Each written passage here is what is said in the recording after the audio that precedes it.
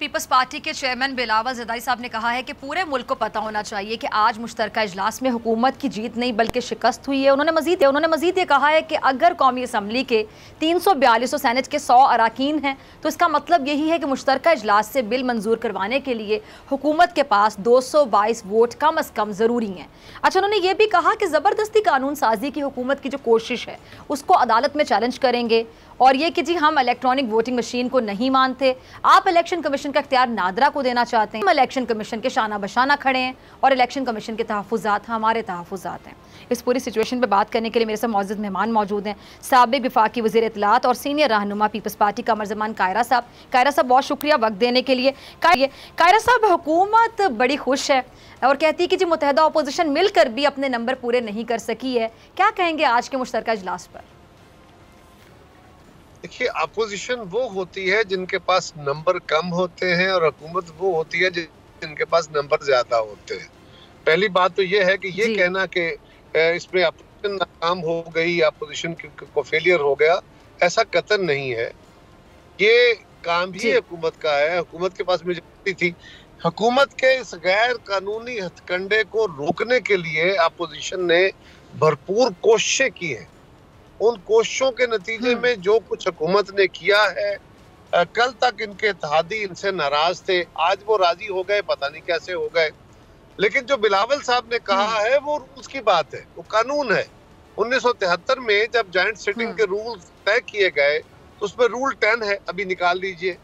वो रूल कहता है कि जॉइंट सिटिंग से पास होने वाला कोई भी कानून, भले वो अमेंडमेंट्स के साथ हो या अमेंडमेंट्स के बगैर हो, वो कानून पास होने के बाद वो पास होगा दोनों ऐवानों की कुल मेंबरान की कसरत से, अक्सरियत के साथ।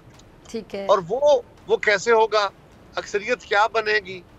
इस वक्त 342 तादाद है हमारे हाउस की, कौमी असेंबली 100 सेनेटर हैं, जो 442 उनका हाफ 221 होता है और 50% is not majority, 50% plus 1 majority और प्लस 1 इज 222।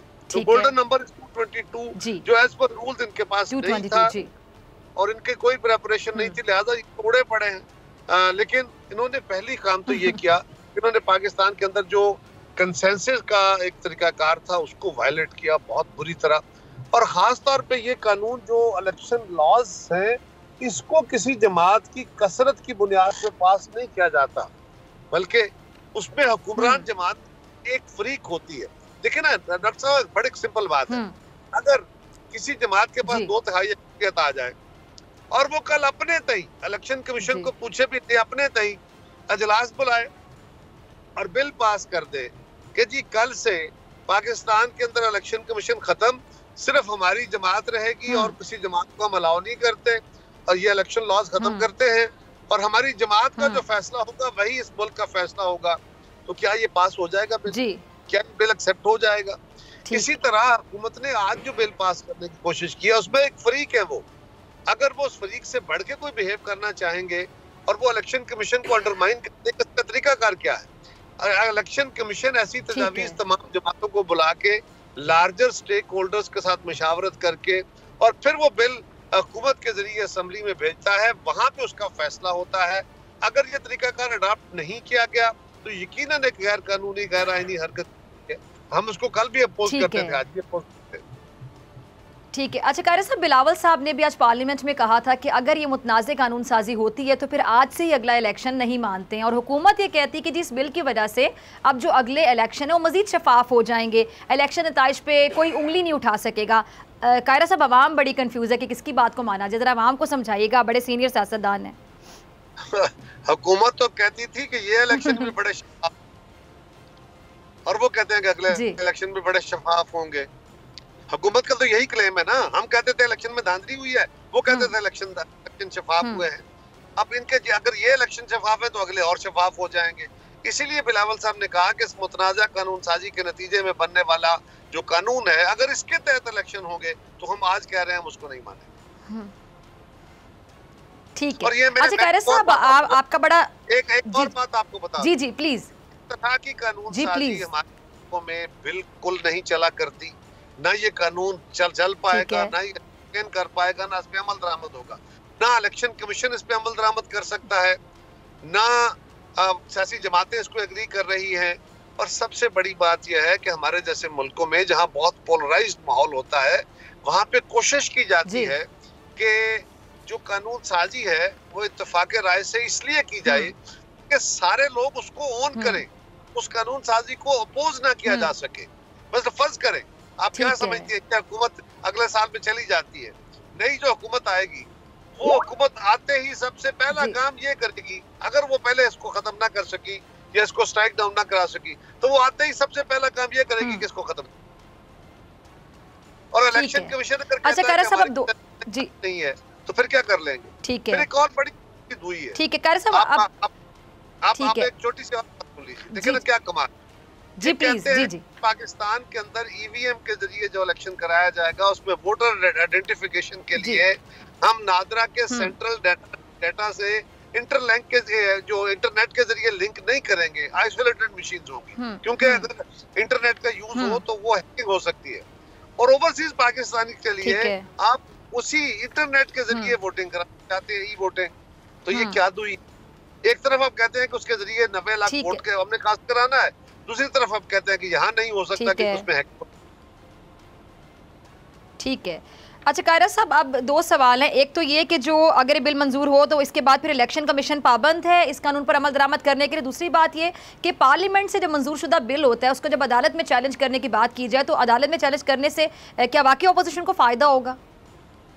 देखिए, पहली बात तो यह है कि फायदा नुकसान तो नहीं, अपोजिशन जिस बात को दुरुस्त समझती है उसको वो कर, और हम समझते हैं बहुत सारे कानून स्ट्राइक डाउन हुए इसलिए कि कॉन्स्टिट्यूशन की इंटरप्रिटेशन करना, कानून को अकॉर्डिंग टू कॉन्स्टिट्यूशन या ultra vires to the constitution declare करना ये अदालत का इख्तियार है, लिहाजा अदालत के पास जाना पड़ेगा। ठीक है, सो अगर बिलावल साहब ने कहा है तो बिल्कुल जाएंगे और हमें तवक्को है। और अगर फर्ज करें ऐसा नहीं भी होता, हमें अगर फर्ज करो यहाँ से हम इसको नहीं रोक सके तो क्या हमें इसको ट्राई नहीं करना चाहिए था? अपोजिशन का ये मतलब नहीं है कि कहना कि अपोजिशन हार गई। वो भाई अपोजिशन के पास तो वोट होते ही कम है, इसलिए अपोजिशन होती है। अगर हमारे पास अक्सरियत हो तो हम हुकूमत में बैठते हो, फिर आप सिटिंग गवर्नमेंट। बिल्कुल सही, आपका बिल्कुल वैलिड पॉइंट है। अच्छा कायरा साहब, ये जो बिल है ये मंजूर होने के बाद इलेक्शन कमीशन क्या पाबंद है इस कानून पर अमल दरामद करने का, या फिर इलेक्शन कमीशन इस पर एतराज़ात उठा सकता है? देखिए, इलेक्शन कमीशन भी कोर्ट में जा सकता है। इलेक्शन कमीशन ऑटोनॉमी रखता है बाय कॉन्स्टिट्यूशन, उसका जो मैंडेट है, उसका जो फेयर एंड फ्री कराने का मैंडेट है, वो उसको आइन ने तफवीज किया है। ये भी एक तफरीक है। कुछ वो ऑटोनोमस पार्टीज होती हैं जो बाय, कुछ वो होती हैं जो बाय कॉन्स्टिट्यूशन बनती है। Election commission by constitution autonomous party है और उसकी असाइनमेंट भी बाय कॉन्स्टिट्यूशन उसको असाइन हुई है, लिहाजा वो भी जा सकते हैं। और दूसरा, इलेक्शन कमीशन की इस्तेदाद कार अगर नहीं है, आपने कानून बना दिया, मतलब फर्ज करें आज आप कानून बना दें कि पाकिस्तान में अब अगले जो ट्रेनें चलेंगी वो मैग्नेटिक ट्रेन होंगी, रेलवे कहता रहे कि जी हमारी कैपेसिटी नहीं है, हमारे पास बंदे नहीं है, मशीन नहीं है, हालात ऐसे नहीं है, लेकिन आप कहते हैं हमने चलानी है, आप बिल बना देते हैं, कानून बन जाता है।